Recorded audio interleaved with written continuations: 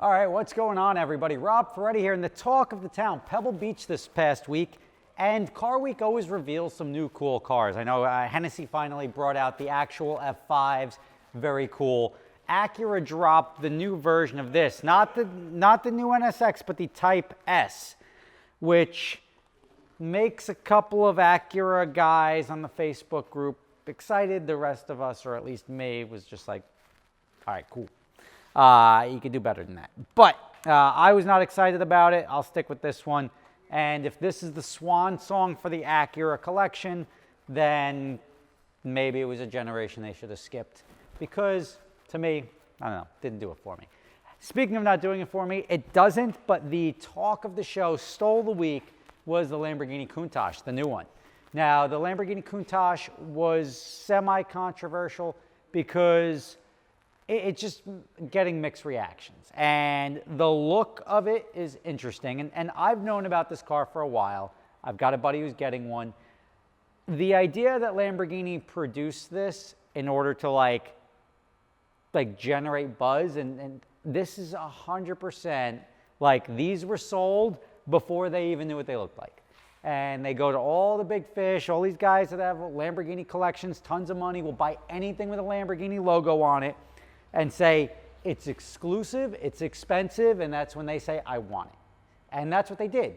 Now, I am not a big fan of the look, right? I would prefer if they put the wing on it. I think it's a modern day Countach. I see that, it's the same thing. It's got more of the, like everybody complained that this new Supra didn't look like this Supra, the new NSX didn't look like that NSX. They did. They took a Countach and they modernized it, but they didn't put the wing on it. And I think the wing is one of those things that makes the Countach so unique looking. Every poster as a kid growing up had the Countach with the wing, the side profile, super sleek.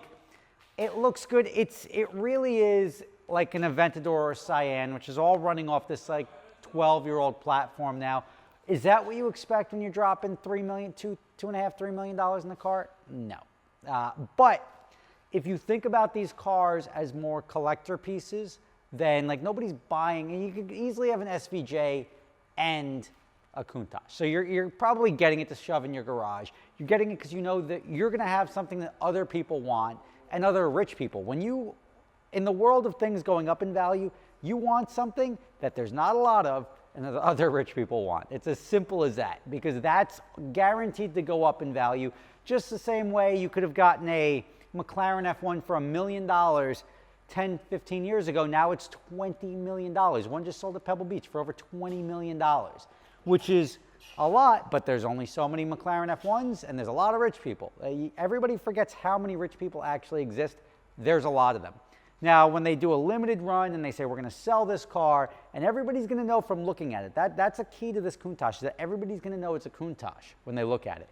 The wing would be nice, don't get me wrong, but everybody's going to know that that guy's got a $3 million car. Ford GT is the same thing.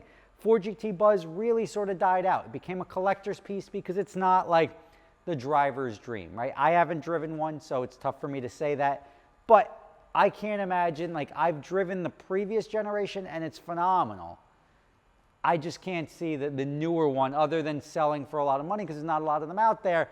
That's sort of what Lamborghini did. Now, you have to realize Lamborghini's job, and people are complaining like, oh, they keep opening up new, like they say this is going to be the final Aventador, then they come out with this, then they come out with this.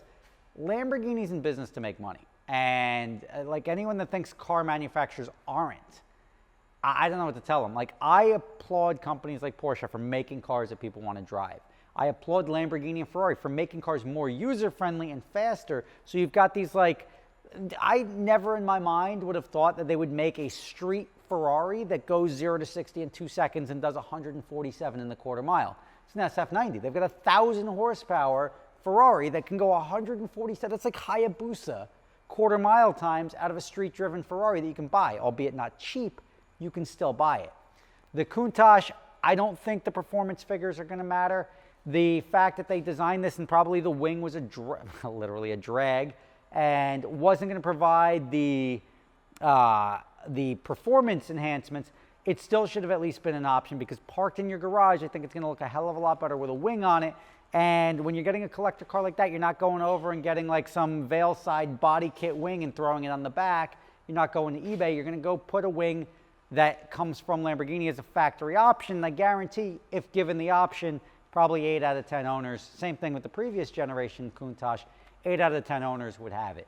Diablo is the same way. When you give them the wing as an option, it completes the car. It makes it really unique looking. It looks good. So I don't think that car was a failure at all. I think it stole the week. And to steal the week at Pebble Beach is very, very tough, especially when you're coming from like a established car manufacturer putting out a car that it was hinted at and like people behind the scenes knew about it, but it's not revolutionary. It's not like they came up with a ground up car that's now trying to change the industry. They're making a car that exists. It's like a rebodied Aventador. And they've done that before with the SVJ, with the Cyan.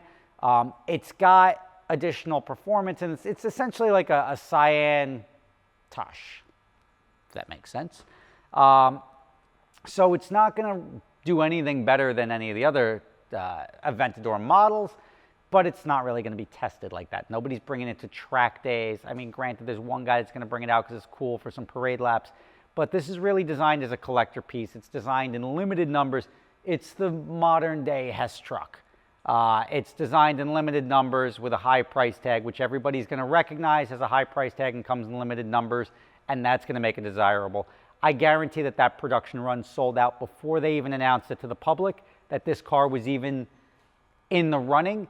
The dealer I was just over dropping my Lambo off for service, it's a switch. The switch panel went bad, if you were wondering, and for the lift system. But I asked, and none of their customers bit on one. So they're not getting any through the one Lamborghini dealership that I use over here, probably because the price tag is so astronomically expensive. Some people are collectors, some people will buy anything. Others say, like, look, for $3 million bucks, I like Lamborghini, but that Koenigsegg looking pretty good. Anyway, Rob Ferretti, thanks for watching. If you haven't seen the Countach, check it out. There's plenty of articles that get into depth as to what the specs are, how fast it'll go, all that stuff. I just purely am describing why it exists and how it's a success, regardless of what anyone else is going to say. That it's a flop, that it hurt their feelings. None of that matters. Lamborghini's happy. They're moving on to the next model. And it's time for you, if you don't like it, to move on too.